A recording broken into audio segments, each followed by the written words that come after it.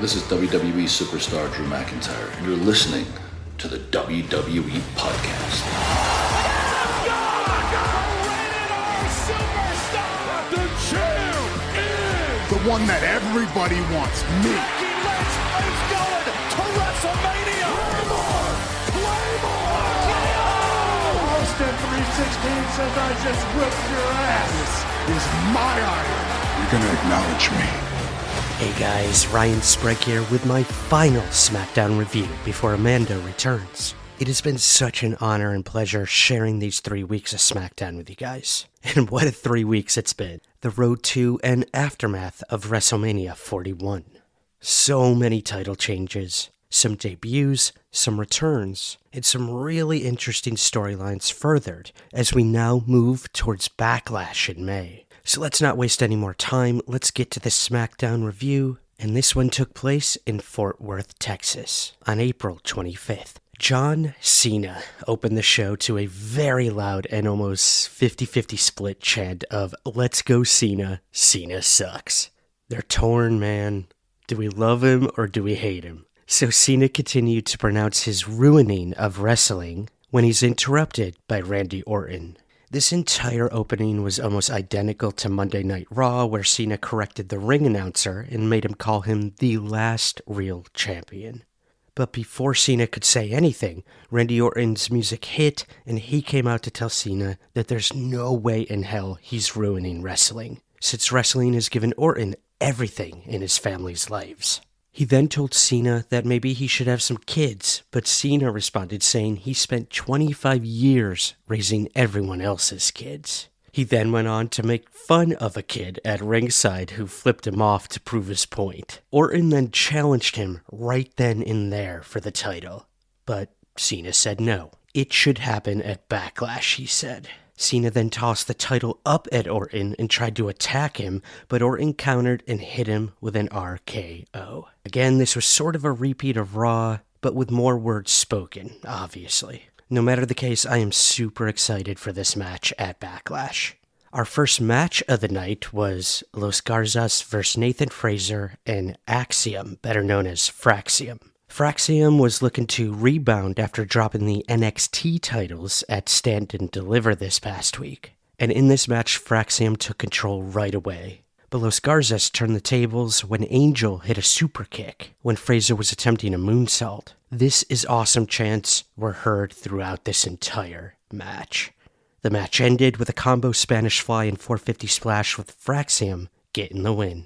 I just have to say, this was a fantastic debut by both men as a tag team, and they could really enhance the tag division moving forward. Next up, we had Tiffany Stratton coming out to the ring to celebrate her win over Charlotte Flair at WrestleMania, but this was cut short by Jade Cargill, who finally got some mic time. She was a little nervous on the mic in front of the crowd, but she's slowly getting better. So she told Tiffy that beating Charlotte only put a bigger target on Tiffany's back. And now that she's done with Naomi, Cargill wants a shot at the WWE Women's title. A match was announced right then and there, and they squared up. Cargill had a slight size and power advantage, but Tiffany refused to be pushed around and held her own, as she did at WrestleMania. There is a beast behind that Barbie. The match itself was a little messy. You know, they've never really worked together before, and Jade is still finding her way through singles matches. But again, we're seeing slivers of improvement all around. There was one point where Stratton almost tripped when hitting the prettiest moonsault ever, but she ended up saving it. But Cargill avoided the moonsault. But before she could take advantage of it, Naomi came down and attacked Jade and cost her the match via DQ. Then, out of nowhere, we finally got the return of Nia Jax. I know some of you are groaning, but look, she's really, really evolved. I'm happy to see her back. So Nia ended up attacking Tiffany, so maybe we're finally going to see another rematch between Nia Jax and Tiffany at Backlash, or this could be setting up a fatal four-way. Nia Jax, Tiffany, Jade Cargill, and Naomi. We shall see. We then got a Jacob Fatu promo. He came out with Solo Sikoa to celebrate his U.S. Championship win over LA Knight at WrestleMania. Sikoa said nobody in his family wanted Fatu in the WWE except for him. And he took credit for Fatu not only being in the WWE, but for his title win too. Fatu wasn't really feeling that though. He ripped the mic away from Solo Sikoa and said he did exactly what he said he was going to do, and that was to win the title himself. LA Knight came out and gave him credit for beating him fair and square, but this all ended when Drew McIntyre, of all people, came out and bragged about beating Damian Priest and complained that Randy Orton jumped the line ahead of him for the WWE title shot. Nick Aldis, in fashion, came out and offered to book a match between Knight and McIntyre, with the winner getting a US title shot. This set up a match for later that night and potential feuds for Jacob Fatu moving forward. We then got Chelsea Green once again defending her US Championship against Zelina Vega. Piper Niven and Alba Fire, the Secret Hervis, were present, and they helped Green throughout the match, but Zelina Vega was able to fend them all off, and the ref eventually ejected them. And while a quick match, it was a really good match, and Zelina Vega hit a code red to get the pin. You heard that right, guys. Zelina Vega is our new Women's US Champion, and she got a huge pop.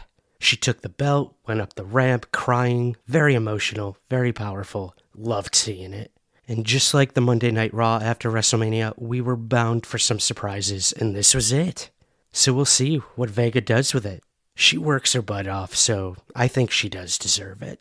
But where will Chelsea Green go next? I'm seeing a Backlash match between Chelsea Green and Zelina Vega. Speaking of debuts and or returns, we had the return of Aleister Black. So The Miz came out and complained about how nobody respects him. He said Rey Mysterio went to someone he barely knows for help instead of him. And Orton did the same thing. He said he's sick of seeing people get opportunities when he isn't. Kinda sounds like echoes of Karrion Kross, but whatever. So then the lights went out, and we had the return of Aleister Black. He rose from the floor very creepily. I guess this was his entrance back in the NXT days. I'm not familiar with Aleister Black, guys, so I do apologize. I know he did leave a lasting impact when he was over at NXT, and I love his style. I do. So he slowly came down to the ring. He hit Miz with a black mass without saying a single word, and then he just sat in the ring, ominously. So this could be setting up a feud with The Miz for Backlash, or just asserting Aleister Black's dominance as the weeks continue. Little underwhelming for me personally, as again, I have no connection to Aleister Black, but he got a pretty decent pop, and I'm looking forward to seeing what he can actually do in the ring. Next up, we finally had our match between LA Knight and Drew McIntyre for the number one contendership spot for Fatu's US Championship. This was a fantastic, methodical match until Sikoa showed up and hit Knight with a Samoan spike while the ref was distracted. McIntyre looked mad that he was about to be helped by someone that he saw as an enemy, but he was unable to take advantage of the moment because Damian Priest showed up and attacked him.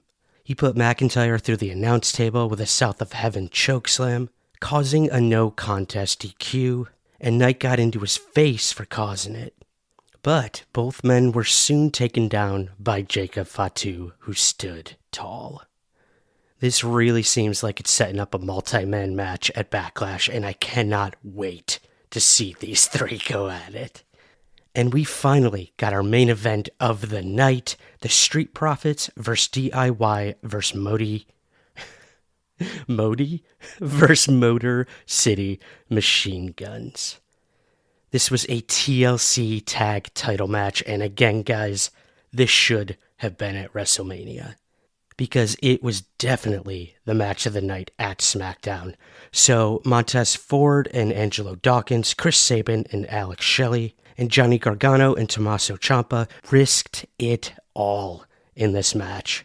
It was given a lot of time, there were no commercials, and they used every second of it. And they all had their own moments and some scary spots. And there was one point where Ford actually used a fan's prosthetic leg as a weapon, which got a huge pop from the crowd. There was a very rough spot where Angelo Dawkins took Ciampa off the ladder and through a table. They both looked dead after that. There were a few more high spots off the ladder, and then Ford eventually retrieved the titles to retain for the Street Profits. This was an exceptional match, and really showed what this tag division can be when booked right. And that was SmackDown, guys, all 3 hours. And I'll say this is perhaps one of the first times that it felt like SmackDown used every minute of those 3 hours, but I still can't wait for it to go down to 2 hours. Really hit us hard as the blue brand bounces back. Overall, fantastic SmackDown after WrestleMania, and I cannot wait to see what happens next. So again, I want to thank all of you for giving me your ears these past 3 weeks. It has been a super fun experience. Again, I want to thank Matt and Amanda, and I want to once again remind you to check out my wrestling podcast called Somewhere in the Ring. We just surpassed 1,000 subscribers over on YouTube, so you can find us there, or just search for the Somewhere in the Ring podcast, wherever you get the WWE podcast as well. Thanks again, everybody. Here we go, down the winding road to Backlash. Thanks for listening to the WWE podcast. Don't forget to subscribe on your favorite podcast app so you don't miss a show, or head to WWEpodcast.com. And for all of these shows ad-free, head over to patreon.com/WWE podcast. Until then, we'll see you next time.